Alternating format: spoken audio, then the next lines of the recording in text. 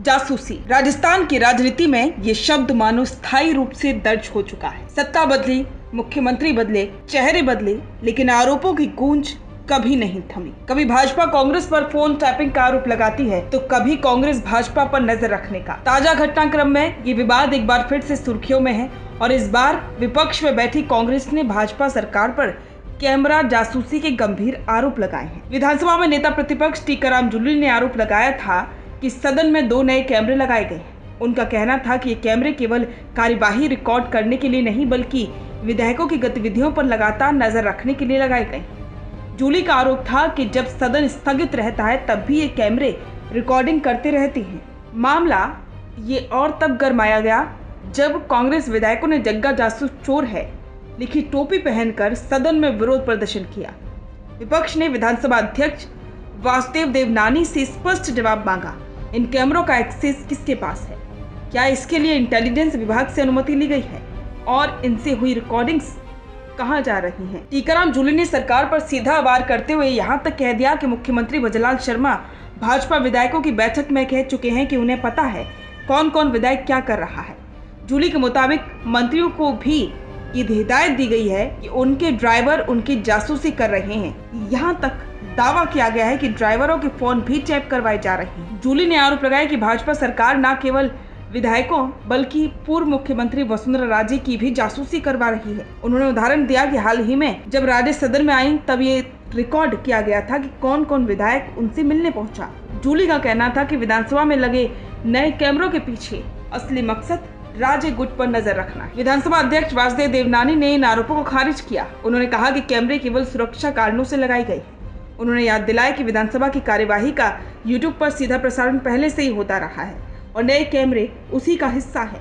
उनके अनुसार विपक्ष केवल राजनीतिक लाभ के लिए कार्यवाही बाधित करने की कोशिश कर रहा है। मुख्यमंत्री भजनलाल शर्मा ने भी कांग्रेस पर पलटवार किया।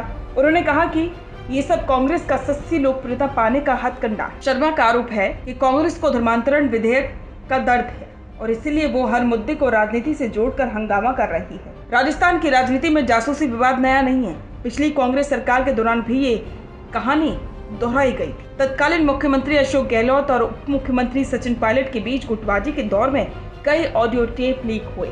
उन ऑडियो में कथित तौर पर कांग्रेस विधायकों और केंद्रीय नेताओं के बीच खरीद फरोख्त की बातचीत सामने आई थी। गहलोत गुट ने तब पायलट खेमे पर भाजपा से मिलकर सरकार गिराने की साजिश का आरोप लगाया था। उस समय फोन टैपिंग और निजी जासूसों की चर्चा इतनी बढ़ गई थी कि एसओजी और एसीबी तक की जांच शुरू करनी पड़ी। गहलोत के तत्कालीन ओएसडी लोकेश शर्मा ने तो अपनी ही सरकार पर फोन टैपिंग करवाने का आरोप तक लगा दिया था। जब कांग्रेस सत्ता में थी तब विपक्ष में बैठी भाजपा लगातार फोन टैपिंग के आरोप लगाती थी। उनका कहना था कि सरकार आईबी और पुलिस के जरिए विधायकों की निगरानी करवा रही है और अब इस पूरे घटनाक्रम को देखा जाए तो तस्वीर साफ है। जासूसी के आरोप और सत्ता और विपक्ष की अदला बदली के साथ बदल जाते हैं। जब भाजपा सत्ता में होती है तो कांग्रेस पर जासूसी का आरोप लगाती है।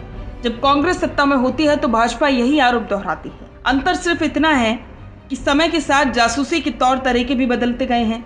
कभी फोन टैपिंग की चर्चा रही तो आज कैमरों से होने वाली रिकॉर्डिंग्स पर विवाद खड़ा है। विशेषज्ञों की माने तो जासूसी विवाद केवल तकनीकी या सुरक्षा का मामला नहीं है बल्कि नेताओं के बीच विश्वास की कमी को दिखाता है। हर सरकार अपने विधायकों की गतिविधियों पर नजर रखना चाहती है। दूसरी ओर विपक्ष इसे निजता और लोकतांत्रिक मूल्यों के खिलाफ बताता है। असल चिंता ये है कि जनता के मुद्दों से ध्यान हटकर सियासत का बड़ा हिस्सा इन आरोप प्रत्यारोप में खप जाता है। राजस्थान की राजनीति में जासूसी विवाद एक स्थायी साया बन चुका है। सत्ता चाहे जिसके भी हाथों में हो, विपक्ष का आरोप यही होता है कि हमारी निगरानी की जा रही है। आज जब कांग्रेस भाजपा पर आरोप लगा रही है तो ये कल की तस्वीर का उल्टा है जब भाजपा कांग्रेस पर यही सवाल उठा रही थी। एक बात तो तय है, राजस्थान की सियासत में जासूसी का अध्याय अभी खत्म नहीं हुआ है।